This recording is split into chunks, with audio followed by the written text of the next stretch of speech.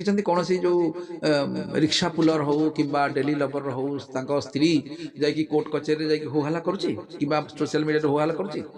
ଯୋଉ ଯୋଉମାନେ ସବୁ ସ୍ତ୍ରୀ ଲୋକମାନଙ୍କୁ ଅଧିକା କମ୍ଫର୍ଟ ଜୋନରେ ରଖିଛନ୍ତି, ଯୋଉମାନେ ଅର୍ଥାତ୍ ଯୋଉମାନେ ପଇସା ବାଲା ହେଇଯାଉଛନ୍ତି, ଗୋଟେ ସ୍ତ୍ରୀ ଲୋକ ଯେତେବେଳେ ଅତ୍ୟଧିକ କମ୍ଫର୍ଟ ଜୋନକୁ ପଳାଏ ସେତେବେଳେ ତାର ଏଇଗୁଡାକ ସବୁ ତା ମୁଣ୍ଡରେ ପଶେ ଏବଂ ସିଏ ଆରମ୍ଭ କରେ ଝଗଡ଼ା କରିବା। କାହିଁକି କହିଲେ? କାହିଁକିନା ସିଏ ଇଣ୍ଡିପେଣ୍ଡେଣ୍ଟ ପ୍ରତିଦିନ ହେବାକୁ ୟୁଟ୍ୟୁବର ଦମ୍ପତି କି ଅଥବା ଷ୍ଟାର ଦମ୍ପତି ମାନଙ୍କର ଘର କଳି ଦାଣ୍ଡରେ ପଡ଼ି ହାଟରେ ଗଡୁଛି। ଆପଣ ରିସେଣ୍ଟ ଦେଖିଥିବେ ୟୁଟ୍ୟୁବର ଗୁଲୁଆ ଏବଂ ବର୍ଷାଙ୍କର ପାରିବାରିକ କଳହ ସାମ୍ନାକୁ ଆସିଛି। ସାର୍ ୟାର ନ୍ୟାୟିକ ଆଙ୍ଗେଲଟା ଆପଣ କଣ ଦେଖୁଛନ୍ତି? କିଏ କୋଉ ଫୋରମରେ ଯିବାଟା ଉଚିତ ଏବଂ ଏ ଘଟଣା ସମ୍ପୂର୍ଣ୍ଣ ଆପଣ କେମିତି ଦେଖୁଛନ୍ତି?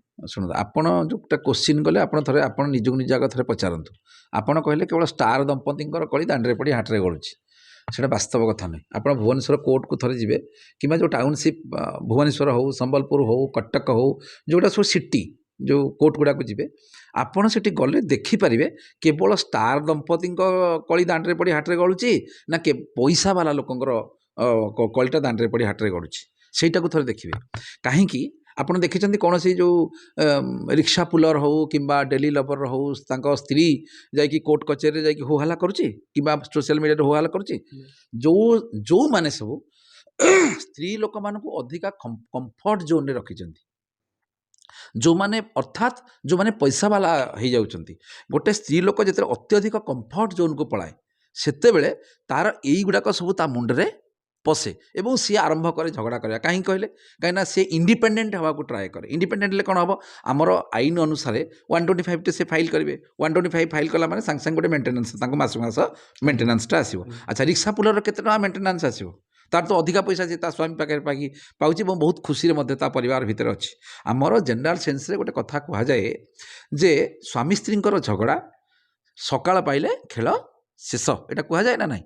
ତେଣୁ ଏଠି ଯେଉଁ ଷ୍ଟାର ଦମ୍ପତି କଥା ଆପଣମାନେ କହୁଛନ୍ତି, ଷ୍ଟାର ଦମ୍ପତି କେବଳ ନୁହେଁ, ବର୍ତ୍ତମାନ ଆପଣ ଯଦି ଦେଖିବେ ସମାଜରେ ବହୁତ ଏଇଭଳି ଘଟଣା ଘଟୁଛି। କିନ୍ତୁ ଯେଉଁଠି କଥାଟା ଯେମିତି ବେଲୁନ ଭିତରେ ଏୟାରଟା ପଶିଲେ ବେଲୁନଟା କ'ଣ ହେଉଛି, ଯେତେବେଳେ ମାନେ ମାକ୍ସିମମ୍ ଟୁ ମାକ୍ସିମମ୍ ବେଲୁନଟା ପର୍ଯ୍ୟନ୍ତ ସେ ସମ୍ଭାଳିକି ମାନେ ରହିବ। ଯେତେବେଳେ ବେଲୁନଟାରେ ଅତ୍ୟଧିକ ବେଲୁନ ପବନ ହେବ, ସେ କ'ଣ ହେବ? ଫାଟିଯିବ।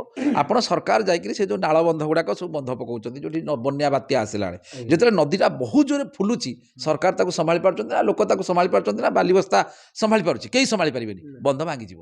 ଏକ୍ଜାକ୍ଟଲି ସେଇଭଳିଆ ଘଟଣା ବର୍ତ୍ତମାନ ପରିବାର ଗୁଡ଼ିକରେ ଘଟୁଛି।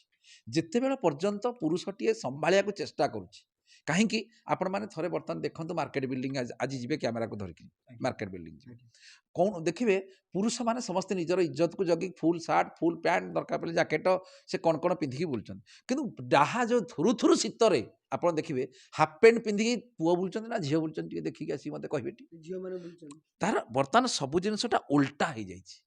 ବର୍ତ୍ତମାନ ଗୋଟେ ପୁରୁଷଟେ ସବୁବେଳେ ଚେଷ୍ଟା କରୁଛି, ଯେ ତା ସ୍ତ୍ରୀ ତାକୁ ଟର୍ଚର କରୁଛି, ସେ ସବୁବେଳେ ଗୋଟେ ଜିନିଷ ଚେଷ୍ଟା କରୁଛି ଯେ କୌଣସି ପ୍ରକାର ଏ କଥାଟା କେମିତି ଲୋକଲୋଚନକୁ ନ ଯାଉ, ମୋତେ ଲୋକଲଜ୍ଜା ଲାଗିବ, ମୋ ପରିବାରର ଗୋଟେ ସମ୍ମାନ ଅଛି, ମୋତେ 5ଟା ଲୋକ ଜାଣିଛନ୍ତି, ମୋର ସମ୍ମାନ ଅଛି।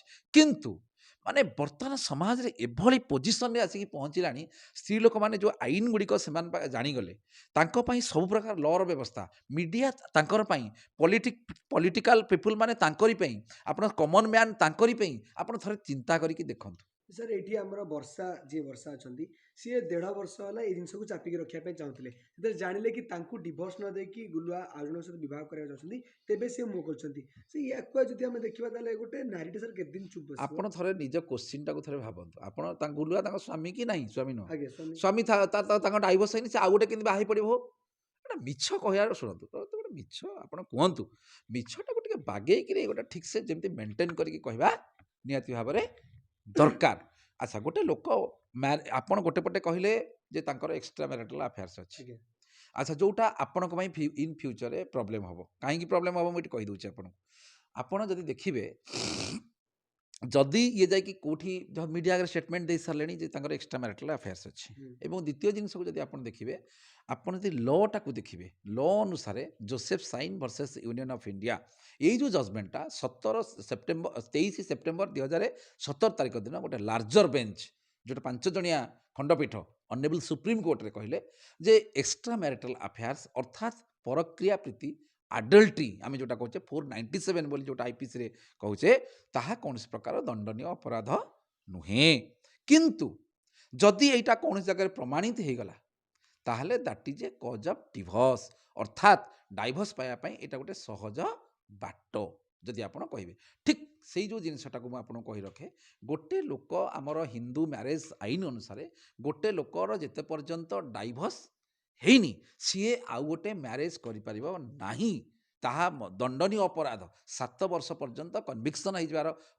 ହେଇଯିବ ଯଦି ପ୍ରମାଣ ହେଇଗଲା ଆଉ ମ୍ୟାରେଜଟା କ'ଣ ପିଲା ଖେଳ ବୋଲି ଭାବୁଛନ୍ତି ଏଇ କେସରେ ତାହେଲେ ଗୁଲୁଆ ଚାହୁଁଥିଲେ ଡିଭୋର୍ସ କରିବା ପାଇଁ ସେଇଥିପାଇଁ ପରକୀୟା ପ୍ରୀତି ରଖୁଥିଲେ ନା ନା ପରକ୍ରିୟା ପ୍ରୀତି ଇଜ୍ ଡିଫରେଣ୍ଟ ପରକ୍ରିୟା ପ୍ରୀତି ସିଏ କ'ଣ ଆସିକି ଦାଣ୍ଡରେ ପକେଇକିରି ହାଟରେ ଆସିକି ନିଲାମ କରୁଛନ୍ତି ପରକ୍ରିୟା ପ୍ରୀତି ଏଠି ଗୋଟେ ଶୁଣନ୍ତୁ ମୁଁ ଆପଣଙ୍କୁ ଗୋଟେ ବଢ଼ିଆ କଥାଟା ଏଠି ଗୋଟେ ଛୋଟିଆ ଏକ୍ଜାମ୍ପଲଟେ ଦେଉଛି ଆପଣଙ୍କର ଏଇ ଯେଉଁ ପରକ୍ରିୟା ପ୍ରୀତି ଯେତେବେଳେ ଯେଉଁ ଗୁଲୁଆ ଆଉ ବର୍ଷାଙ୍କର କଥା ଯେତେବେଳେ ଲୋକଲୋଚନକୁ ଆସିଲା ଆପଣଙ୍କର ଜଣେ ଟିଭିର ସାମ୍ବାଦିକ ପୁରା ଏମିତି ନାଚି କୁଦିକିରି ପୁରା ପୁରା ଆକ୍ସନ୍ କରିକିରି ଏମିତି ହେଲା ସେମିତି ହେଲା ପୁରା ମହାନଦୀ ପାଣି ଭାସିଗଲା ବୋଲି ଆସିକିରି ବିରାଟ ଚିଲେଇକିରି କହୁଥିଲେ ମୁଁ ଦେଖୁଥିଲି ମୋର ଯେଉଁ ମୋବାଇଲରେ ଦେଖୁଥିଲି ମୁଁ ଟିକେ ଦେଖିକି ତାକୁ ଜୋର ଜୋର ହସୁଥିଲି ପଚାରନ୍ତୁ କାହିଁକି ଠିକ୍ ଆଉ ଏଇ 6 ମାସ କି 7 ମାସ ଖଣ୍ଡେ ପୂର୍ବରୁ ସେଇ ସାମ୍ବାଦିକଙ୍କର ସ୍ତ୍ରୀ ମୋ ପାଖକୁ ଆସିଥିଲେ ତାଙ୍କ ନାଁରେ କେସ୍ କରିବେ ବୋଲି କ'ଣ ପାଇଁ ନା ସିଏ ଆଉ ଜଣେ ତାଙ୍କର ସେ ଯେଉଁ ଟିଭିର ଜଣେ ମହିଳାଙ୍କ ସହିତ ତାଙ୍କର ଆଫେୟାର୍ସ ଅଛି ବୋଲି ଏବଂ ତାର ଏଭିଡେନ୍ସ ସହ ମୋତେ ଧରିକି ଆସିକି ମୋ ପାଖେ ପହଞ୍ଚିଥିଲେ ଘରେ ଆଙ୍କ ମା ଆଉ ଆଙ୍କ ସ୍ତ୍ରୀ ବାଡ଼ିଆ ବାଡ଼ି ହେଲେ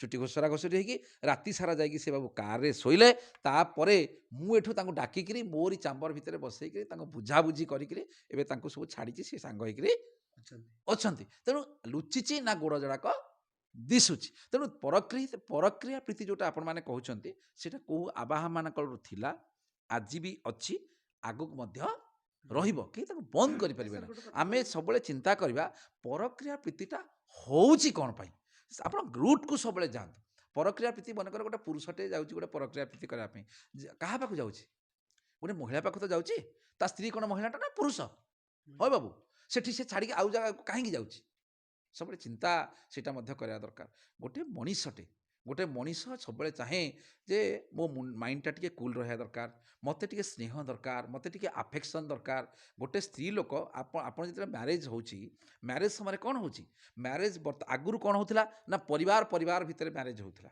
ଏବେ ଆଉ ପରିବାର ଭିତରେ ମ୍ୟାରେଜ୍ ହେଉନି ଏବେ ଗୋଟିଏ ଝିଅ ଗୋଟେ ପୁଅ ଭିତରେ ମ୍ୟାରେଜ୍ ହେଉଛି ବାହାଘର ସରିବାର 4 ଦିନ ଯାଇକି 5 ଦିନ ଆମର ଯେଉଁ କୌଳିକ ପ୍ରଥା ଅନୁସାରେ ଚତୁର୍ଥୀ ପରଦିନ ସ୍ତ୍ରୀଟି କହୁଛି ଭୁବନେଶ୍ୱର ବେଗି ଚାଲ ନହେଲେ ତୁମେ ଯେଉଁଠି କାମ କରୁଛ ସେଇଠିକି ଚାଲ ମୁଁ ଘରେ ଶାଶୁ ଶ୍ୱଶୁର ସହ ରହିପାରିବିନି ଇଏ ନଣନ୍ଦ ଟେନସନ୍ ମୁଁ ନେଇପାରିବିନି ସିଏ ମୁଁ ତାକୁ ରୋଷେଇ କରିକି ଏତେ ଲୋକଙ୍କୁ ଦେଇପାରିବିନି ଏଇ ଯେଉଁ ଚିନ୍ତାଧାରା ସେମାନଙ୍କ ମନରେ ଯେଉଁ ଏକାଙ୍ଗ ଚକ୍ରବର୍ତ୍ତୀ ଚିନ୍ତାଧାରା ସେଇଟା ଗୋଟେ ପୁରୁଷକୁ କେଉଁଠି ନା କେଉଁଠି କଷ୍ଟ ଦେଉଛି ଯେତେବେଳେ କଷ୍ଟ ଦେଉଛି ସେ ବାଧ୍ୟ ହେଉଛି ସେ ଯେଉଁ ଅଣନିଶ୍ୱାସୀ ହେଇପଡ଼ୁଛି ସେ ଘର ଭିତରେ ଦିନ ସାରା ଖଟି ଆସୁଥିବ ଘରକୁ ଦିନ ସାରା ଆପଣ ଜାଣିଛନ୍ତି ଗୋଟେ ପୁରୁଷଟେ ଦିନ ଯାକ ମାନେ ପରିବାରର ବୋଝ ଉଠାଇବା ପାଇଁ ତାକୁ କେତେ ଯେ କଷ୍ଟ କରିବାକୁ ପଡ଼େ ଇଲେକ୍ଟ୍ରିକ୍ ବିଲ୍ ଠାରୁ ଆରମ୍ଭ କରିକି ପାଣି ବିଲ୍ ପର୍ଯ୍ୟନ୍ତ ଘର ଭଡ଼ାର ଘର ଓନରର ରଡ଼ି ଗର୍ଜନ ଆରମ୍ଭ କରି ସ୍କୁଲର ମ୍ୟାଡ଼ାମଙ୍କର ଟ୍ୟୁସନ୍ ଫିଠୁ ଆରମ୍ଭ କରି ସ୍କୁଲ ପିଲା ପର୍ଯ୍ୟନ୍ତ ପ୍ରତି ଜାଗାରେ ଗୋଟେ ପୁରୁଷକୁ କେତେ ମେହନତ କରିବାକୁ ପଡ଼େ ସକାଳୁ ସନ୍ଧ୍ୟା ପର୍ଯ୍ୟନ୍ତ ଆପଣ ଜାଣିଛନ୍ତି ମୁଁ ଜାଣିଛି ଏବଂ ପବ୍ଲିକ୍ ମଧ୍ୟ ଜାଣୁଛନ୍ତି କିନ୍ତୁ ଆମେ କ'ଣ କରୁଛେ ଆମେ ଯେହେତୁ ଗୋଟେ ଭାବି ଦେଇଛେ ଗୋଟେ ମହିଳା ଅବଳା ଆଉ ଦୁର୍ବଳା